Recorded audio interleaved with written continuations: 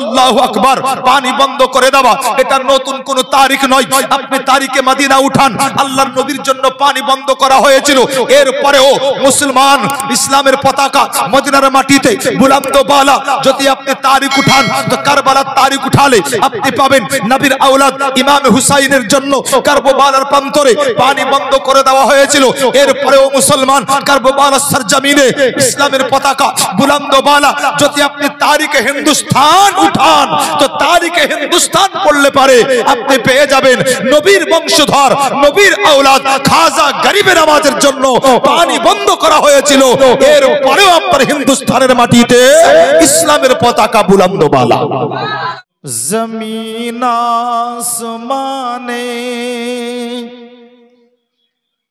সারা জাহানে দেখি যেখানে নামে মোহাম্মদ।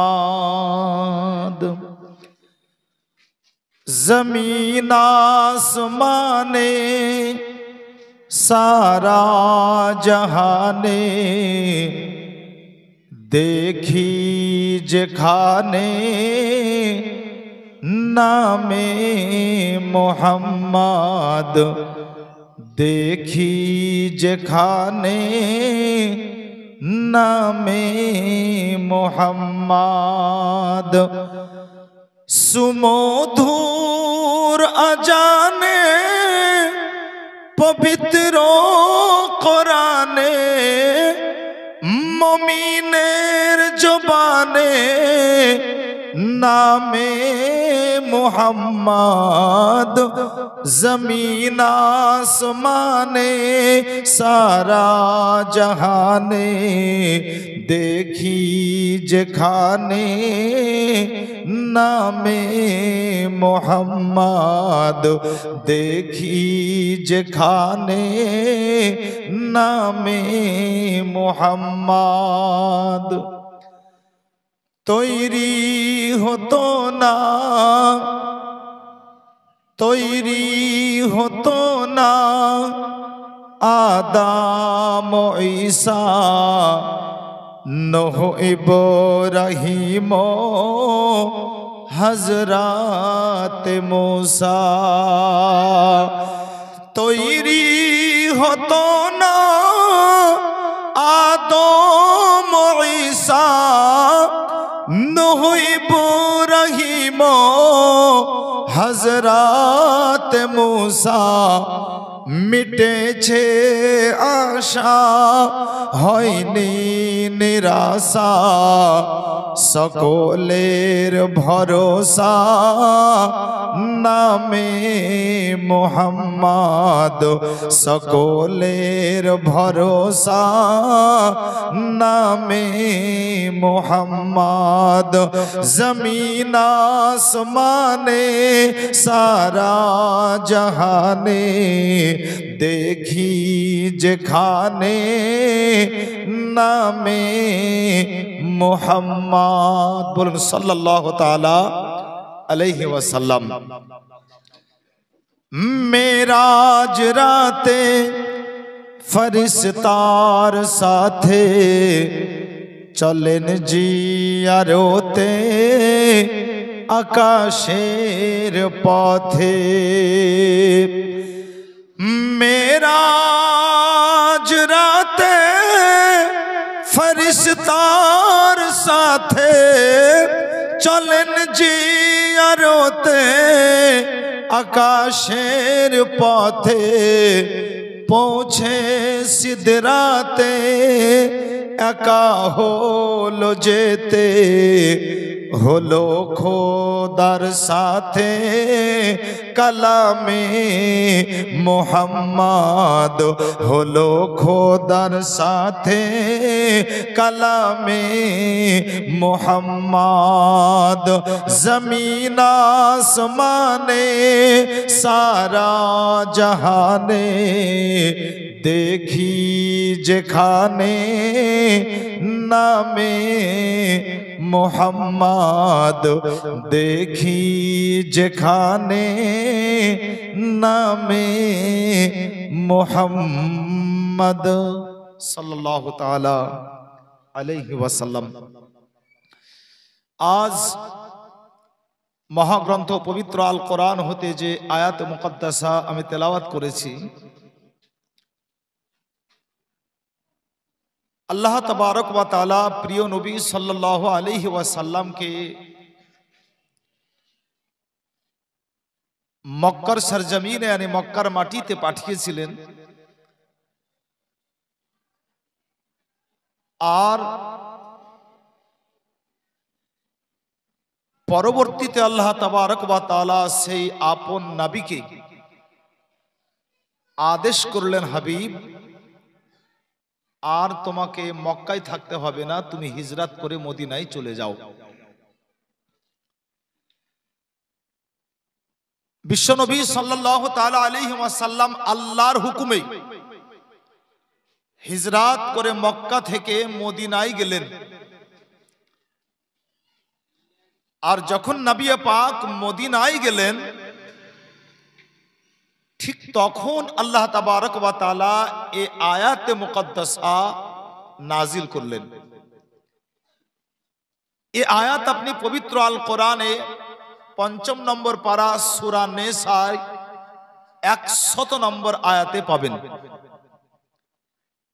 আল্লাহ তাআলা এই আয়াত কারিমা নুজুল করে আদেশ দিলেন, ওয়ামাই ইয়াখরুজ মিন বাইতিহি মুহাজিরান ইলাল্লাহি ওয়া রাসূলি। আল্লাহ তাআলার আদেশ হলো এই, তোমরা আল্লাহ এবং তার রাসূলের জন্য হিজরত করো। মহব্বতে বলেন সুবহানাল্লাহ। আল্লাহ নবীকে পাঠালেন মক্কায়, আল্লাহর আদেশে মুস্তাফা মক্কা ছেড়ে গেলেন মদিনায়। আল্লাহ তাআলা এবার আদেশ করছেন ওই সমস্ত মুসলমানদের উদ্দেশ্যে কি আমার নবী আর মক্কাতে নাই, অর্থাৎ তোমরাও মক্কা ছেড়ে মদিনায় চলে যাও। বিরাদার, এই আয়াতে মুকদ্দাসা নবীর একজন সাহাবীর কানে পৌঁছালো, যে সাহাবীর বয়স হয়েছিল ১০৫ বছর। যে সাহাবীর নাম কোরআনের তাফসিরে লেখা হয়েছে হযরতে জুনদা। বয়স হয়ে যাওয়ার কারণে উনি নিজে নিজে বিছানায় উঠে বসতেও পারতেন না, উনাকে বসার জন্য সাহারা লাগতো। হযরতে জুনদা রাদিয়াল্লাহু তাআলা আনহু বয়সের ফলে শক্তি হারিয়েছিলেন, চলাফেরা করতে পারতেন না। কিন্তু যখন এ আয়াতে কারিমা ওনার কান পর্যন্ত পৌঁছালো, তো নবীর এই সাহাবী হযরতে জুনদা রাদিয়াল্লাহু তাআলা আনহু উনি আপনার ছটপট করতে লাগলেন। কেন? ওনার ছটপটি ছিল এই উদ্দেশ্যে কি আল্লাহ, আমি কেমন করে কখন মক্কা ছেড়ে মদিনায় পৌঁছাবো। উনি চিন্তা করতে লাগলেন মনে, আমি তো চলতেও পারি না, সাহারা ছাড়া বিছানে উঠে বসতেও পারি না, তাহলে মক্কা থেকে মদিনা পৌঁছানোর জন্য আমার একমাত্র সাহারা হচ্ছে আমার সন্তানেরা। আল্লাহ তাআলা এই সাহাবীকে 4টি পুত্র সন্তান দিয়েছিলেন। খুব মন দিয়ে শুনবেন ইনশাআল্লাহ। কিছু গুরুত্বপূর্ণ বিষয় আমি আলোচনা করব পুরো জিম্মেদারির সাথে, কোরআনের আলোকে এবং সহিহ হাদিসের আলোকে। মন দিয়ে শুনবেন ইনশাআল্লাহ, ঈমান তাজা হবে আপনার। নবীর সাহাবী এই চিন্তা ভাবনা করার পরে উনি করলেন কি, ওনার 4 পুত্র সন্তানকে ডাকলেন। হযরতে জুনদা রাদিয়াল্লাহু তাআলা আনহু 4 ছেলেকে ডাকার পরে বলতে আছেন, বেটা আজ আমি তোমাদেরকে ডেকেছি একটা খাস উদ্দেশ্য নিয়ে। আর আমার উদ্দেশ্য হলো এই, তোমরা শুনেছো কিনা জানি না, তবে একটা আয়াত আমার কান পর্যন্ত পৌঁছেছে। আল্লাহ তাআলার আদেশ হয়েছে কি আল্লাহ এবং তার রাসূলের জন্য বাড়িঘর দেশ সব ছেড়ে হিজরত করে মক্কা ছেড়ে মদিনা যাওয়ার। তা আমি এজন্যই তোমাদেরকে ডেকেছি কি তোমরা একটু আমাকে মক্কা পৌঁছে দেওয়ার ব্যবস্থা করো। এরা চার ভাই বলতে লাগলো, আব্বা কোরআনের আয়াত তুমি ঠিকই শুনেছো, কিন্তু এ হুকুম তোমার জন্য নয়। তার কারণ আল্লাহর এ হুকুম হচ্ছে ওই সমস্ত মুসলমানদের জন্য যারা পারক, অসহায় নয়, যারা শক্তিহীন হয়নি, অতএব যারা সবল, তাদের জন্য আল্লাহ তাআলার হিজরতের হুকুম, তোমার জন্য নয়। নবীর সাহাবী হযরতে জুনদা রাদিয়াল্লাহু তাআলা আনহু বললেন, বেটা আমি জানি আমি শক্তিহীন হয়েছি, তার কারণ বয়স আমার 105 হয়েছে, যার জন্য আমি শক্তি হারিয়েছি, সাহারা ছাড়া বিছানায় উঠে বসতেও পারি না। কিন্তু তোমরাই হচ্ছে আমার সবচাইতে বড় সাহারা।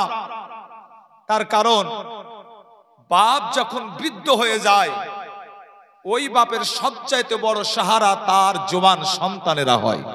ঠিক না বাবু? একটু মন লাগিয়ে শুনবেন। এজন্যই আল্লাহ তাআলার কোরআনের হুকুম হচ্ছে এই,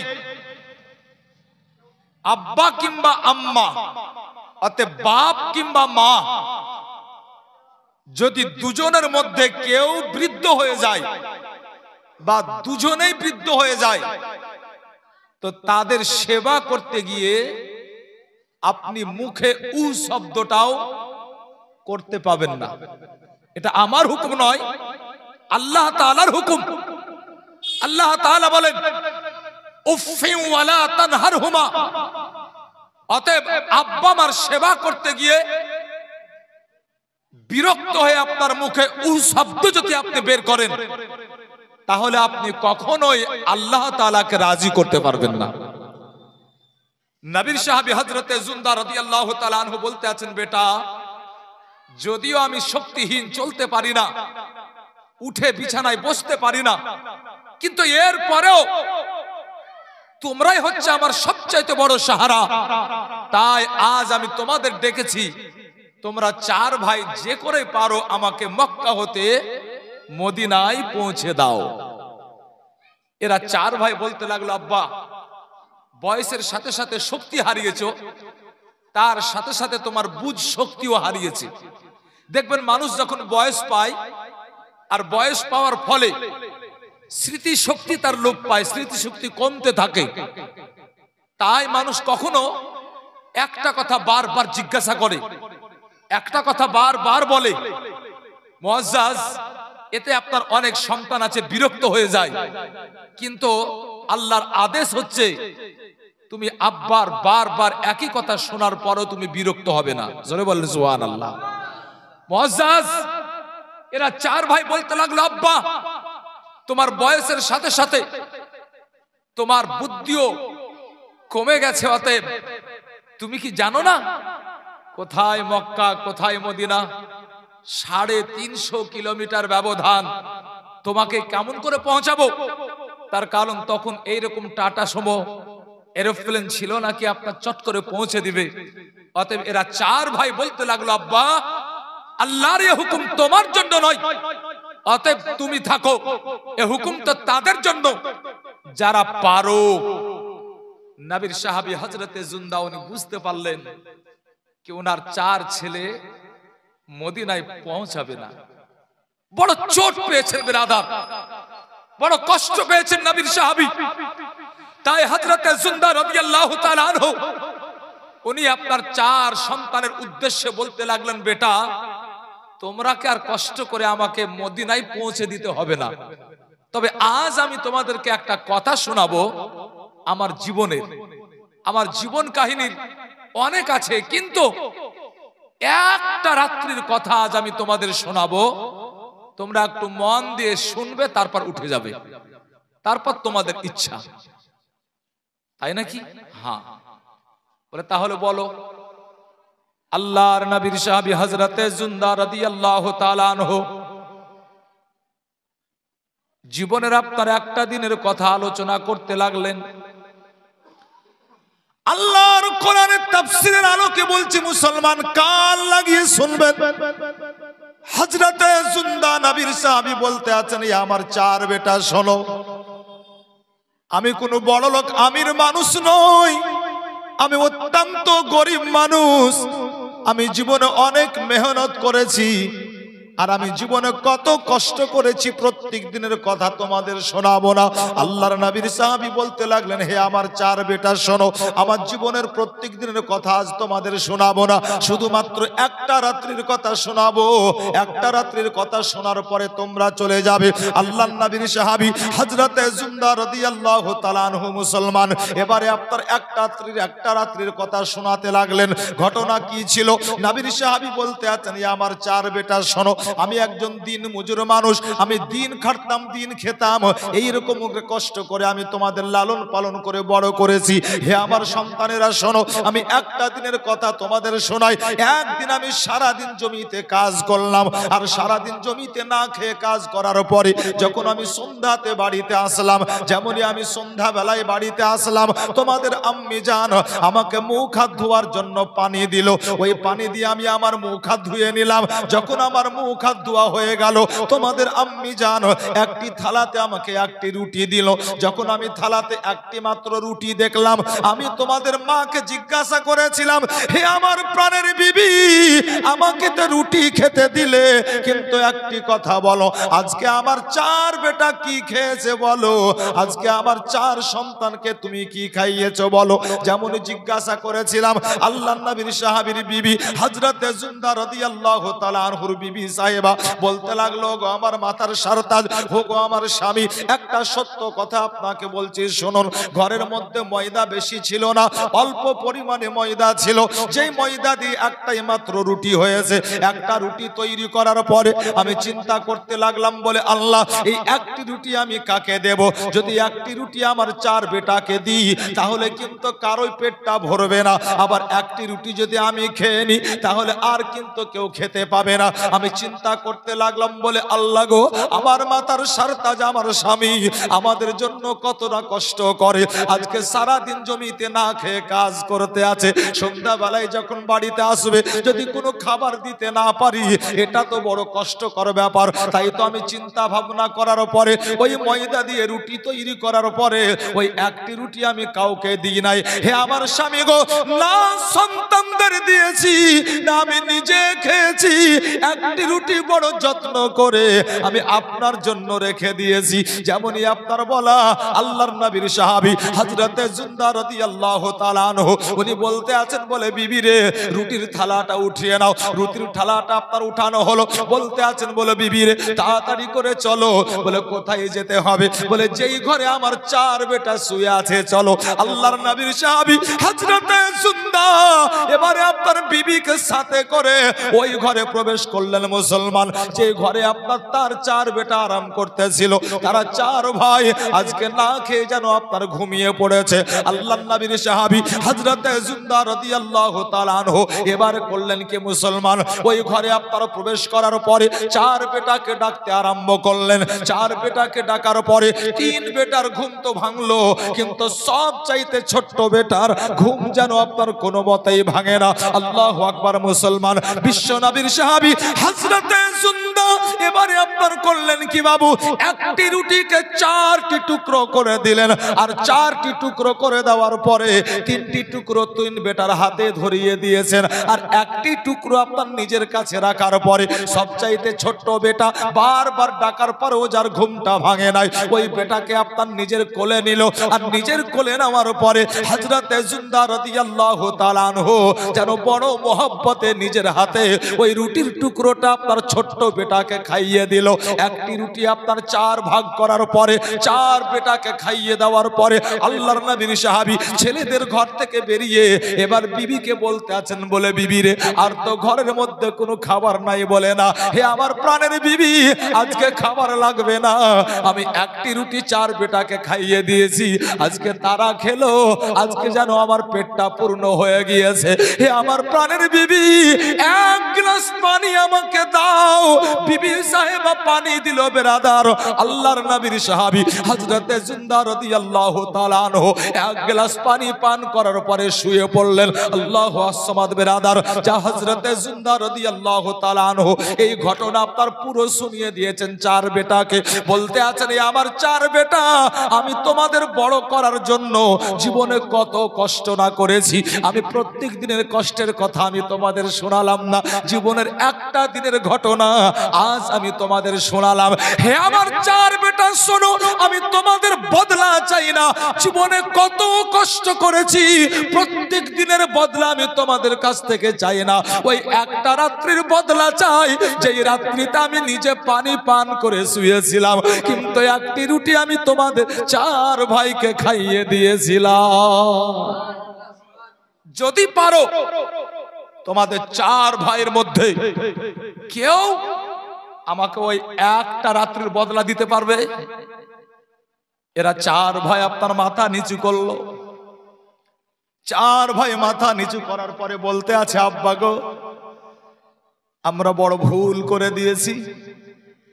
হে আমাদের আব্বা, যদি আপনি বলেন তবে শুধু মক্কা থেকে মদিনা নয়, আপনি চাইলে পারে আপনাকে কাঁধে করে আমরা গোটা জগৎটা ঘুরাতে পারি।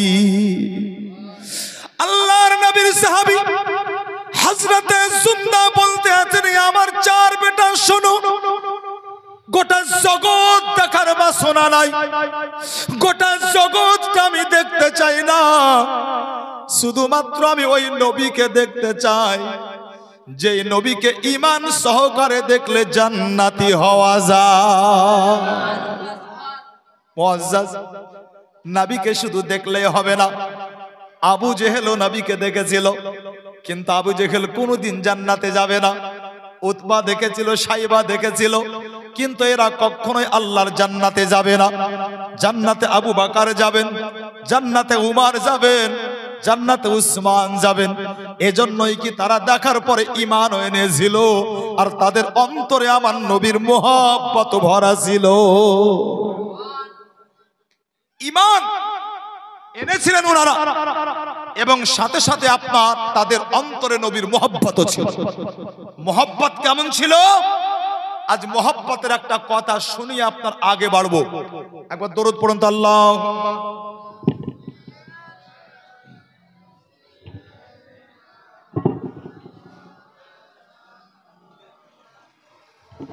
ওয়ালা আলে, ঠিক আছে ফিটু। মাওলানা মুহাম্মদ সাল্লাল্লাহু তাআলা আলাইহি ওয়াসাল্লাম, মুহতারাম, তাদের অন্তরে নবীর মুহাব্বত ছিল। মুহাব্বত কেমন? একটু কান লাগিয়ে আপনার মন লাগিয়ে শুনুন। একটা ছোট্ট প্রশ্ন করব, চটপট জবাব দিবেন। আল্লাহর নবীর সাহাবী নাম ছিল হযরতে উসমান। শুনেছেন নাম আপনারা? আচ্ছা, হযরতে উসমান, উনাকে গোটা জগতের মানুষ, যে সমস্ত ভাইরা নিজেকে আহলে হাদিস বলেন, উনারাও জিন নুরাইন বলেন। যে সমস্ত ভাইরা নিজেকে হানাফি বলেন, ওনারাও জিন নুরাইন বলেন।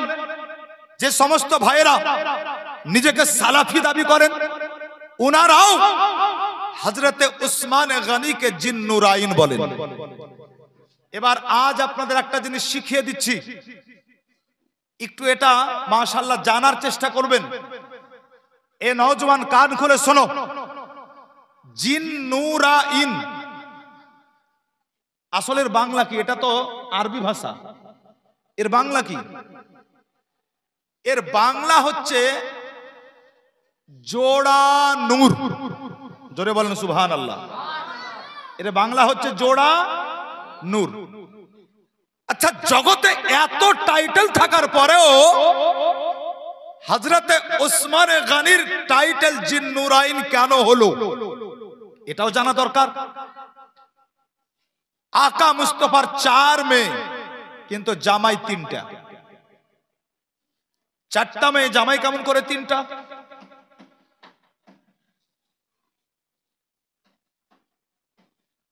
হযরত উসমান গনি রাদিয়াল্লাহু তাআলা আনহুর সাথে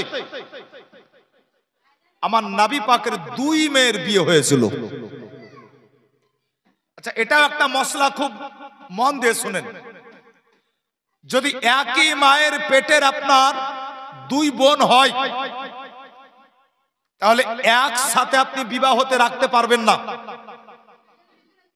একটা আপনার বিবাহ বন্ধনে আছে, আর একজনকে বিয়ে করলে সাথ সাথ আগের বিবি তালাক হবে। তাহলে হযরত উসমান কেমন করে করলেন?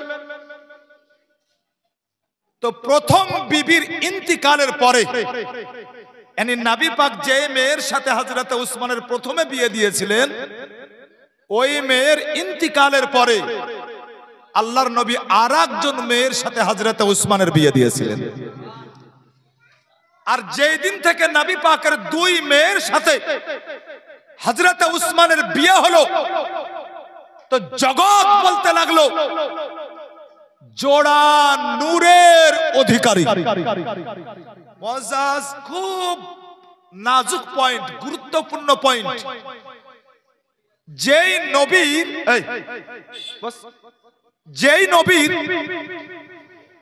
মেয়ে নূর, যেই নবীর মেয়ে দয়কে আপনার নূর বলা হয়, সেই নবী পাক আকা মুস্তাফা সাল্লাল্লাহু তাআলা আলাইহি ওয়াসাল্লামকে নূর বললে আপনার কোনো ক্ষতি আছে? কোনো ক্ষতি নাই। তার কারণ যার উরুসজাত সন্তানকে নূর বললে কোনো ক্ষতি নাই, তাহলে তাকে বললে ক্ষতি কোথায়? খুব মন লাগিয়ে আপনার শুনুন। ইমাম বসে যাও, যে যেমন আসছে ইনশাআল্লাহ বসে পড়ুক। ওয়াজ মাশাআল্লাহ যেখানে করছিলাম, একটু আপনার সেই জায়গাতে ফিরে আসুন, ইনশাআল্লাহ আপনার ঈমান উজালা হবে। মুআজ্জাজ, কথা বলতেছিলাম হযরত উসমান আল্লাহর নবীর সাহাবী, উনার অন্তরে নবীর মোহাব্বত ছিল, এজন্যই কি উনি নবীকে দেখার পরে ঈমান এনেছিলেন। মোহাব্বত ছিল কত! হযরত উসমান এক সময়তে মদিনাতে 3 দিন ছিলেন না। চতুর্থ দিন হযরত উসমান মদিনায় প্রবেশ করলেন। আর মদিনায় প্রবেশ করার পরে হযরত উসমান নিজের বাড়িকে পিছনে ফেলে হযরত উসমান গনি রাদিয়াল্লাহু তাআলা আনহু আপনার আগে বাড়ছেন। তো মদিনারই আপনার একজন ইহুদি হযরত উসমানকে দেখার পরে জিজ্ঞাসা করেছিলেন, হে উসমান, আপনাকে বেশ কয়েকদিন মদিনাতে দেখিনি, আপনি কি মদিনাতে ছিলেন না নাকি? হযরত উসমান জবাব দিলেন কি, হ্যাঁ তুমি ঠিকই বলছো, আমি 3 দিন ছিলাম না, আর 4 দিন চলছে মদিনায় আসলাম। তো ইহুদি আবার পাল্টা প্রশ্ন করলো, উসমান, আজকে 4 দিনের দিন আপনি মদিনায় আসলেন, তা আপনি এইদিকে যান কোথায়?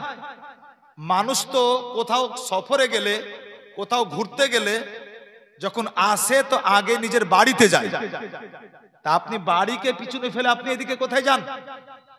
হযরত উসমান বলছেন কি, আমি বাড়িকে পিছনে ফেলে আমি মসজিদে নববীতে যাই। ইহুদি আবার পাল্টা প্রশ্ন করলো, উসমান, এখন এই টাইমে আপনি মসজিদে যাচ্ছেন কারণ? তার কারণ এখন মসজিদ আজানও দেয়নি নামাজের জন্য, এখন নামাজের টাইমও হয়নি, অতএব আপনি এই সময়তে মসজিদে যান। আল্লাহর নবীর প্রেমিক সাহাবী হযরত উসমান বলতে আছেন, বলে শোনো, আমি এজন্যই আজকে মসজিদে যাই, আমি জানি এখন নামাজের টাইম হয় নাই, মুয়াজ্জিন আজান দেয় নাই, আমি এরপরেও মসজিদে যাই, তার কারণ আমি জানি ওই মসজিদে নববীতে আমার প্রিয় নবী আছে। হযরত উসমান বলতে আছেন, বলে শোনো, আমি 3 দিন মদিনায় ছিলাম না, আজকে মদিনাতে আসলাম, আমি নিয়ত করেছি এটাই, বলে আল্লাহ গো, আজকে মদিনায় প্রবেশ করার পরে আজকে আমি আমার আব্বার মুখটা পরে দেখব, আমি আমার আম্মাকে পরে দেখব, আমি আমার বিবি বাচ্চার মুখটা পরে দেখব, আজকে দেখব তো আমি সব আগে আমার প্রিয় নবী মুস্তাফাকে দেখব। হযরত উসমান গনি রাদিয়াল্লাহু তাআলা আনহু তাই বলতে আছেন, ভাই শোনো, আমি মসজিদে নববীতে আমার নবীকে দেখার জন্য যাই। হযরত উসমান এবার করলেন কি বিরাদার, আস্তে আস্তে আপনার গুটি গুটি পায়ে মসজিদে নববী পর্যন্ত পৌঁছে গেছেন হযরত উসমান। যেমনই আপনার মসজিদে নববীতে প্রবেশ করা, হযরত উসমান দেখতে আছেন মুসলমান অনেকগুলো সাহাবী মসজিদে বসে আছেন। মসজিদে নববীর মেম্বারের কাছে আমার প্রিয় নবীও বসে আছেন। হযরত উসমান দেখতে আছেন মুসলমান যতগুলো সাহাবী মসজিদের ভিতরে ছিল প্রত্যেকটা সাহাবীর মস্তক নত, প্রত্যেকটা সাহাবী আপনার মাথা নিচু করে বসে আছে। হযরত উসমান চিন্তা করতে লাগলেন, আল্লাহ এই সময়তে সবাই এইভাবে কেন বসে? তার কারণ যখন সাহাবীরা আমার নবীর দরবারে থাকে, আমার নবীকে দেখার পরে তারা কখনোই মাথা নিচু করে না, বরং তারা সব সময় আমার নবীকেই দেখতে থাকে। হযরত উসমান বড় অবাক হয়েছেন মুসলমান। হযরত উসমান আরো আগে বাড়লেন। আস্তে আস্তে হযরত উসমান আর থাকতে না পেরে একজন সাহাবীকে জিজ্ঞাসা করতে লাগলেন, বলে ভাই আপনাদের মন এত খারাপ কেন? কিসের জন্য আপনারা মাথা নিচু করে বসে আছেন? কিসের জন্য আজকে এত মন খারাপ করে আছেন বলুন? যেমনই আপনার জিজ্ঞাসা করা, একজন সাহাবী দাঁড়িয়ে যাওয়ার পরে বলতে আছেন, হে উসমান আমাদের মন এজন্যই খারাপ, তার কারণ আজকে 4 দিন চলতে আছে আমরা কেউ পানি পান করি নাই। বলতে আছে, হে উসমান আমরা পানি পান করি নাই, এর জন্য যতটা কষ্ট না পায় তার চাইতে বেশি কষ্ট পায়। এজন্যই কি আজকে 4 দিন চলতে আছে আমাদের প্রিয় নবী পর্যন্ত পানি পান করে না। আল্লাহু আকবার। হে মুসলমান,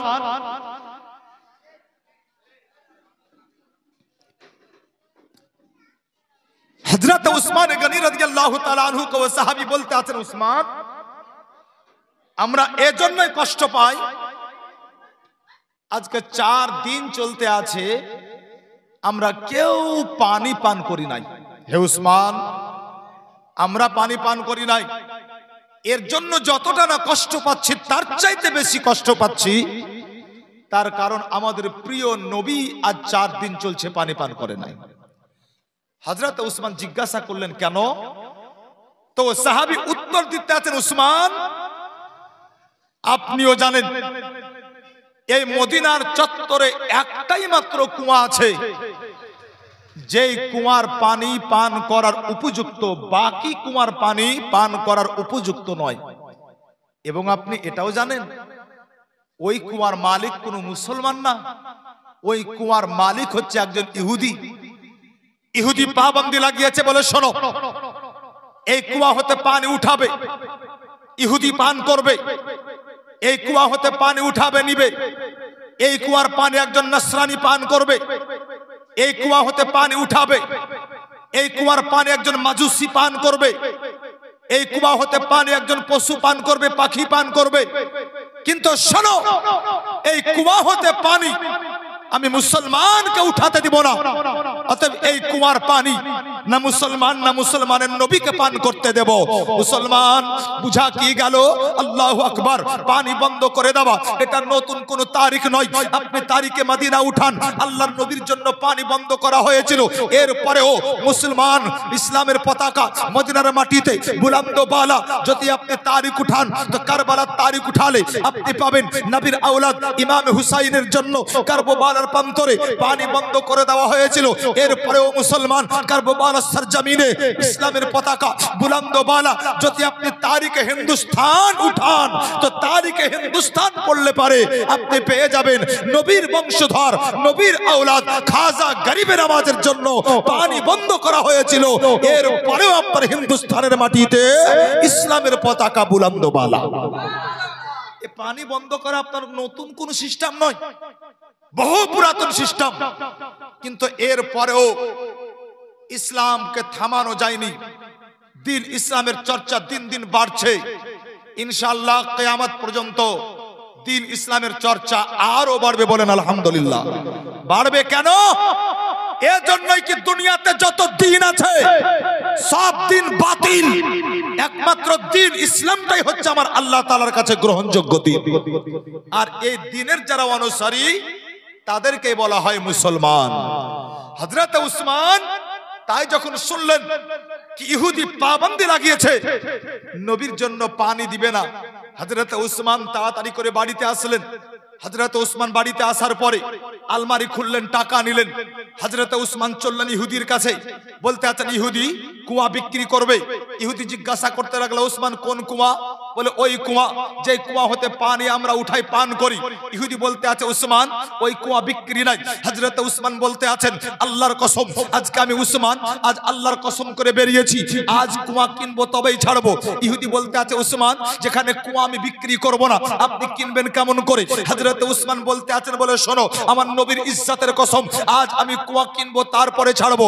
ইহুদি বলেছিল উসমান আপনি কসম করলে কি হবে, আমি কুয়া বিক্রি করব না, আপনি কিনবেন কেমন করে? হযরত উসমান আরেকটু জালালিতে চলে আসার পরে উনি বলতে আছেন, বলে ইহুদি শোন, যদি কুয়া বিক্রি করিস আমি উসমান আজ এখানে দাঁড়িয়ে দাঁড়িয়েই তোকে মন মাঙ্গা দাম দিয়ে চলে যাব। মানে বলে কুয়া যদি বিক্রি করিস তো যত দাম চাইবে এই ছোট্ট কুয়ার, আমি উসমান তোকে ততটাই দাম দিব। জোরে বলেন সুবহানাল্লাহ। ইহুদি অবাক হয়ে বলতে আছে উসমান আপনি কত দাম দিবেন? হযরত উসমান বলতে আছেন যদি তুই কুয়া বিক্রি করিস তবে আমি তোর কুয়ার দাম 18,000 স্বর্ণ মুদ্রা দিব, মানে 18,000 সোনার টাকা। জোরে বলবেন না? হযরত উসমান যেমন বলেছেন 18,000 সোনার টাকা। ইহুদি চমকে উঠেছে, উসমান আপনি আর কি করছেন না তো? হযরত উসমান বলতে আছেন, বলে শোন আমি জীবনে আর কি কম করি, আমি জীবনে হাসি কম কান্না এজন কান্না বেশি করি। হযরত উসমান বলতে আছেন, বলে শোন আমি জীবনে আর কি ঠাট্টা কম পছন্দ করি রে, আমি জীবনে আর কি কম করে হাসি কম কান্না করি বেশি। আল্লাহু আকবার। মুসলমান হযরত উসমান সম্পর্কে কিতাবে লেখা আছে, হযরত উসমান যখনই আপনার কোনো কবর দেখতেন বেরাদার, হযরত উসমান কান্না আরম্ভ করে দিতেন। হযরত উসমান যখন কাউকে আপনার দাফন করে আসতেন, হযরত উসমান বাচ্চাদের মতো কান্না করতে লাগতেন। একদিন আপনার আল্লাহর নবীর কাছে আপনার খবর গেল, সাহাবায়ে কেরাম বলতে আছেন ইয়া রাসূলুল্লাহ আজকে উসমান মাটি দিয়ে আসার পরে বাচ্চাদের মতো হিপে হিপে কান্না করছে নবী গো। ইয়া রাসূলুল্লাহ উসমানকে এত বুঝানোর পর উসমানকে থামানো যায় না, উসমান জারে জার কান্না করতে আছে। আমার নবী কথাগুলো শোনার পরে বলতে আছেন, বলে আমার সাহাবীরা শোনো, আমার উসমানকে কান্না করতে দাও, আমার উসমানকে তোমরা আর কেউ থামতে বলবে না, আমার উসমানকে কান্না করে একটু হালকা হতে দাও। আল্লাহর নবী বলতে আছেন, বলে শোনো তোমরা তো কবর দেখো কিন্তু আমার উসমান কবরের খবর পর্যন্ত দেখে। বুঝা কি গেল মুসলমান, কবরের মধ্যে কি হচ্ছে আপনি দেখতে পান না, আমি দেখতে পাই না, কিন্তু আল্লাহ পাক রব্বুল আলামিন দুনিয়াতে এমন গাউস কুতুব ওলি রেখেছেন বেরাদার, আখতাব রেখেছেন আল্লাহ তাআলা, যাদেরকে এত পাওয়ার দিয়েছেন আল্লাহ তাআলা, কবরের খবর পর্যন্ত আপনার বলতে পারে। তাই তো মুসলমান তারিখ উঠিয়ে দেখুন বেরাদার, আল্লাহু আকবার, আল্লাহ পাকের একজন ওলি হযরত বাইজিদ বুস্তামি আলাইহির রাহমা, উনি আপনার একটা কবরস্থানের ধার দিয়ে যাচ্ছিলেন, আর কবরস্থানের ধার দিয়ে যেতে যেতে মুসলমান হঠাৎ করে আপনার একটা জায়গাতে দাঁড়িয়ে যাওয়ার পরে হযরত বাইজিদ বুস্তামি আলাইহির রাহমা উনি বলতে আছেন ইয়া আহলে কবর, এ হাফিজে কোরআন তোমার খবরটা একটু জানিয়ে দাও। যত মুরিদ ছিল তারা চিন্তায় পড়ে গেল, তারা অবাক হয়ে জিজ্ঞাসা করতে লাগলো, বলে হুজুর এই জায়গাতে কবর আছে? বলে হ্যাঁ হ্যাঁ হ্যাঁ। বলে হুজুর কবরের কোনো নিশানা তো নাই? আল্লাহর ওলি বলতে আছেন, বলে না শোনো এই জায়গাতে কবর আছে। বলে হুজুর আবার কবরটা হাফিজে কোরআনের? আল্লাহর ওলি বলতে আছেন, বলে হ্যাঁ। আল্লাহু আকবার। মুসলমান আল্লাহ পাকের ওলি হযরত বাইজিদ বুস্তামি আলাইহির রাহমা বলতে আছেন, হাফিজে কোরআন তোমার খবরটা একটু জানিয়ে দাও। কবর থেকে হাফিজে কোরআন বলতে আছে, ওগো আল্লাহর ওলি আমি কবরে খুব ভালো আছি, এজন্যই কি আমি আল্লাহ তাআলার কাছে জীবনে মাত্র দুটো জিনিস চেয়েছিলাম, আমি বাড়ি গাড়ি নারী টাকা পয়সা কিচ্ছু চাই নাই, আমি দুনিয়ার কোনো অর্থ সম্পদ চাই নাই, আমি আল্লাহর কাছে দুটো জিনিস চেয়েছিলাম। বলে আয় আল্লাহ যখন তুমি আমাকে হাফিজে কোরআন বানিয়েছো, আয় আল্লাহ গো আমি ইন্তিকাল পর্যন্ত যেন কোরআন ভুলে না যাই, যাতে কোরআন আমার সিনাতে থাকে। আর আরেকটা জিনিস চেয়েছিলাম, বলে আয় আল্লাহ পাক রব্বুল আলামিন যখন আমি ইন্তিকাল করে কবরে যাব, আল্লাহ তোমার কবরে যাওয়ার পরেও যেন তোমার কোরআনটা আমি পড়তে পারি। ওই হাফিজে কোরআন বলতে আছে, ওগো আল্লাহর ওলি আমি কবরে চলে এসেছি, কিন্তু আমি কবরে আসার পরেও আমি আল্লাহর কোরআন পড়ি। ওই হাফিজ কোরআন জবাব দিতে আছেন, ওগো আল্লাহর ওলি শুনুন, এই কবরে চলে আসার পরে আমি একবার নয় দুইবার নয়, এই কবরে চলে আসার পরে আমি ৭২,০০০ বার আল্লাহর কোরআন শুরু থেকে শেষ পর্যন্ত খতম করে দিয়েছি। আল্লাহু আকবার। হাফিজে কোরআনের কথা শুনে আল্লাহর ওলি বলতে আছেন সুবহানাল্লাহ। হে মুসলমান, যেমনই সুবহানাল্লাহ বলা তো কবর থেকে আওয়াজ আসছে, হাফিজে কোরআন বলতে আছেন ইয়া আল্লাহর ওলি একটা অনুরোধ রাখবেন। বলে কিসের? বলে আপনি এক্ষুনি যে সুবহানাল্লাহ বললেন, যতটা নেকি আপনি পেলেন ওই নেকিগুলো আপনি আমাকে দিয়ে দেন, আর আমি ৭২,০০০ বার আল্লাহর কোরআন শুরু থেকে শেষ পর্যন্ত খতম করে যত নেকি অর্জন করেছি ওই নেকিগুলো আমি আপনাকে দিয়ে দিলাম। জোরে বলেন, আরেকটু মহব্বতে বলেন সুবহানাল্লাহ। বুঝা কি গেল বেরাদার?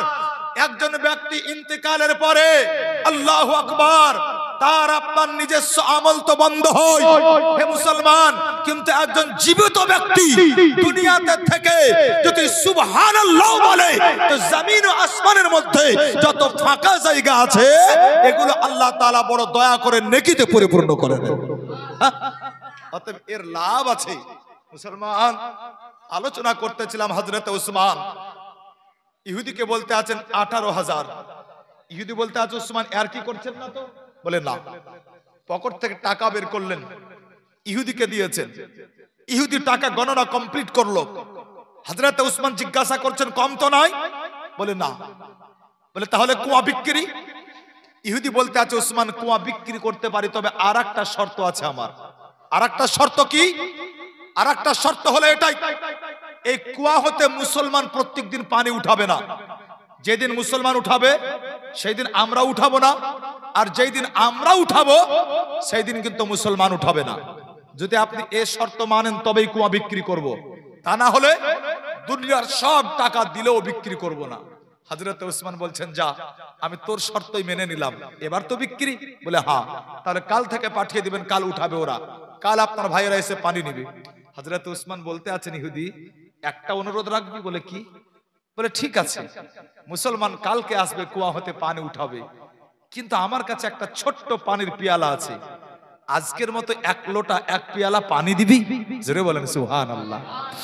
ইহুদি বলতে লাগলো উসমান আপনি যখন এত পিপাসিত আপনি এক পিয়ালা পানি নিতে পারেন, অনুমতি দিলাম। হযরত উসমান কুয়ার কাছে আসলেন, এক পেয়ালা পানি নিয়েছেন।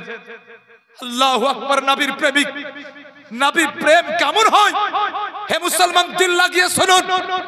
দুনিয়ার কোন মুফতি মৌলবি মোল্লা নয়, নবীর সাহাবী হযরত উসমান এক পেয়ালা পানি নিয়ে উনি আপনার মদিনার মাটিতে হাঁটতে আছেন, কিন্তু যেমন করে বাচ্চারা হাঁটে পা পা করে আপনার হাঁটতে আছেন। একজন ব্যক্তি দেখার পরে জিজ্ঞাসা করতে লাগলো হে উসমান আপনি এত আস্তে আস্তে হাঁটেন কেন? হযরত উসমান বলতে আছেন দেখছো না আমার হাতে পানির পিয়ালা, আমি চাই না কি আমি জোরে হাঁটতে গিয়ে আমার পানির পিয়ালা হতে এক ফোঁটা পানিও আজকে মদিনার মাটিতে পড়ে যাক। ও ব্যক্তি আবার জিজ্ঞাসা করতে লাগলো, বলে উসমান এত যত্ন সহকারে পানি কার জন্য নিয়ে যান? নিশ্চয় আব্বার জন্য। হযরত উসমান বলতে আছেন বলে না। বলে তাহলে এত যত্ন সহকারে পানি নিশ্চয় নিয়ে যান মায়ের জন্য। হযরত উসমান বলতে আছেন বলে না। বলে তাহলে এত যত্ন সহকারে পানি নিশ্চয় বিবির জন্য নিয়ে যান। হযরত উসমান জবাব দিলেন বলে না। বলে তাহলে এত যত্ন সহকারে পানি নিশ্চয় নিজের আলো আওলাদের জন্য নিয়ে যান। হযরত উসমান জবাব দিতে আছেন বলে না। বলে উসমান এ পানি বাপের জন্য নয়, এ পানি মায়ের জন্য নয়, এ পানি বিবি বাচ্চার জন্য নয়, তাহলে এ পানি এত যত্ন সহকারে আপনি কার জন্য নিয়ে যান? হযরত উসমান জবাব দিয়েছিলেন বলে আরে শোনো, আল্লাহ তাবারক ওয়া তাআলা বাপের চাইতে মুকদ্দম যাকে করে দিয়েছেন আমি উসমান তার জন্য পানি নিয়ে যাই। আল্লাহ তাবারক ওয়া তাআলা মায়ের চাইতে যাকে মুকদ্দম আগে করেছেন আমি উসমান তার জন্য পানি নিয়ে যাই। হযরত উসমান বলতে আছেন বলে শোনো যে আল্লাহ তাআলা একজন মুমিনের জানের চাইতে পিয়ারা তার নবীকে বানিয়েছেন, আমি উসমান আমার ওই প্রিয় নবীর জন্য আজকে পানি নিয়ে যাই। আল্লাহু আকবার। হযরত উসমান কর্ম দ্বারা বুঝিয়ে দিলেন বলে আল্লাহর কোরআনের উপরে যদি সত্যি তুমি আমল করতে চাও তাহলে তোমার জানের চাইতে পিয়ারা তোমার নবীকে ভাবতে হবে। এটা উসমান কি নিজে নিজে ফতোয়া দিয়েছিলেন? না, নোট করে রাখুন, আল্লাহর কোরআনে আছে আন-নাবিয়্যু আওলা বিল মুমিনিনা মিন আনফুসিহিম। অতএব আল্লাহ তাআলা একজন মুমিনের জানের চাইতে নিকটে নবীকে রেখেছেন। জোরে বলবেন না সুবহানাল্লাহ। অতএব প্রাণের চাইতে প্রিয় যে নবীকে ভাবলো সে ব্যক্তি পাক্কা মুমিন হলো, আর যে ব্যক্তি প্রাণের চাইতে প্রিয় নবীকে ভাবলো না সে তো মুমিন হবেই না। আল্লাহু আকবার। বিরাদার চলুন মুসলমান, ছিলাম যেখানে হযরত জুনদা রাদিয়াল্লাহু তাআলা আনহু আল্লাহর নবীর সাহাবী চার বেটাকে বলতে আছেন, বলে বেটা আমি অন্য কোথাও যেতে চাই না, আমি মক্কা থেকে শুধু মদিনায় যেতে চাই। তার কারণ মদিনা গেলে পারে আমার প্রিয় নবীকে দেখতে পাবো, আমি মদিনা গেলে পারে আমার নবীর জিয়ারত হয়ে যাবে, মদিনা গেলে পারে আমার আকা মুস্তাফার দিদার হয়ে যাবে। আল্লাহু আকবার মুসলমান। তাই বিরাদার হযরত জুনদা নবীর সাহাবী চার বেটাকে বলতে আছেন, বেটা তোমরা আমাকে মদিনা যাওয়ার ব্যবস্থা করে দাও। জোরে বলবেন না সুবহানাল্লাহ। আমি এটাই বলছিলাম, তাই না? একটু মোহাব্বতে কান লাগিয়ে শুনুন। আল্লাহর নবীর সাহাবীর চার বেটা হযরত জুনদা রাদিয়াল্লাহু তাআলা আনহুর জন্য একটা খাট নিয়ে আসলো বাবা। আর খাট নিয়ে আসার পরে ওই খাটে আপনার তাদের আব্বাকে শুইয়ে দিল। চার বেটা আপনার খাটের কার দিকে কাঁধ লাগালো, খাটের চারদিকে কাঁধ লাগিয়ে আপনার চার বেটা চলতে আরম্ভ করলো। মক্কা থেকে বার হয়েছে, মক্কা থেকে আপনার 6 কিলোমিটার দূরে একটা জায়গার নাম আছে, যে জায়গাটার নাম হচ্ছে তানঈম। যেই জায়গাতে গিয়ে মক্কার মানুষগুলো আপনার এহরাম বাঁধে হজের জন্য। মক্কা থেকে আপনার মাত্র 6 কিলোমিটার দূর তানঈমে যেমন পৌঁছে যাওয়া, এরা চার ভাই কি দেখলো? এরা চার ভাই দেখতে আছে জানো, তাদের আব্বা জান চলন্ত খাটে বসে গিয়েছে, চলন্ত খাটে বসে গিয়েছে। এরা চার ভাই অবাক হয়ে গেল, তাড়াতাড়ি করে আপনার খাট নিচে নামালো। যেমনই আপনার খাট কাঁধ থেকে নিচে নামা, এরা কি দেখলো? তাদের আব্বা কিন্তু এবার দাঁড়িয়ে পড়েছে। এরা চার ভাই বড্ড অবাক।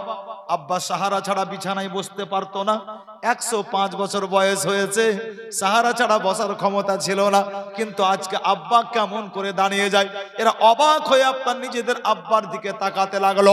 আল্লাহর নবীর সাহাবী হযরত জুনদা বলতে আছেন, আমার চার বেটা অবাক হয়ে দেখার কিচ্ছু নাই, তোমরা আমার দাঁড়িয়ে যাওয়া দেখে অবাক হয়েছো, কিন্তু আজকে একটা কথা আমি তোমাদের বলি, আমি আল্লাহর হুকুমে আল্লাহর দয়াতে আমি শরীরে এত শক্তি পেয়েছি, আমি যদি ইচ্ছা করি তাহলে তোমাদের চার ভাইকে আমার 2 বাহুতে মুচড়েও মেরে দিতে পারি।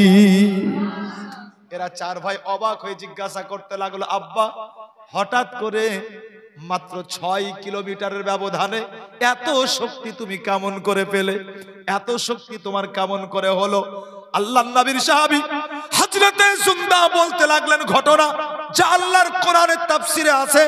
আল্লাহু আকবার। গ্রহণযোগ্য তাফসির দুনিয়াতে যত আছে তার মধ্যে আপনার তাফসির ইবনে আব্বাস খুলে দেখবেন।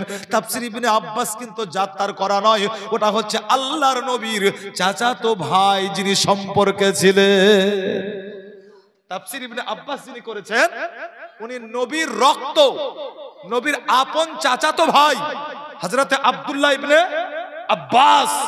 আল্লাহু আকবার। মুআজ্জিন মুহতারাম, আকা মুস্তাফা সাল্লাল্লাহু তাআলা আলাইহি ওয়াসাল্লামের প্রিয় সাহাবী হযরত জুনদা রাদিয়াল্লাহু তাআলা আনহু বলতে আছেন, হে আমার চার বেটা শোনো, যখন আমি এই জায়গাতে আসলাম, এই জায়গাতে যখন আমার খাট পৌঁছালো, আমি এই জায়গাতে এসে আমি যেন আমার প্রিয় নবীকে দেখতে পেলাম, আমার প্রিয় নবীর জিয়ারত করতে লাগলাম।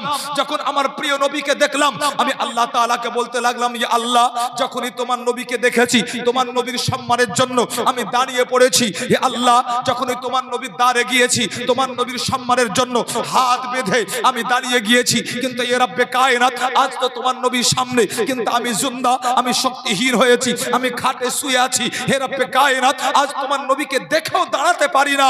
তাই আমি আল্লাহকে বললাম, আল্লাহ আজও আমাকে শক্তি দাও, যাতে করে তোমার নবীর আদবের জন্য আজ আমি জুনদা এই জায়গাতে দাঁড়িয়ে যেতে পারি। নবীর সাহাবী বলতে আছেন, আল্লাহ আমার দোয়াকে কবুল করলেন, আর আমি দাঁড়িয়ে গেলাম, আর দাঁড়িয়ে দাঁড়িয়ে আমার নবীর জিয়ারত করলাম। জোরে বলবেন না? ছেলেরা বড্ড খুশি। ছেলেরা বলতে লাগলো, বলে আব্বা তাহলে তোমার নবীর জিয়ারত হয়ে গেল? বলে হ্যাঁ। নবীকে যে দেখে অরিজিনাল নবীকেই দেখে, তার কারণ নবীর রূপ শয়তান কখনো ধারণ করতে পারে না।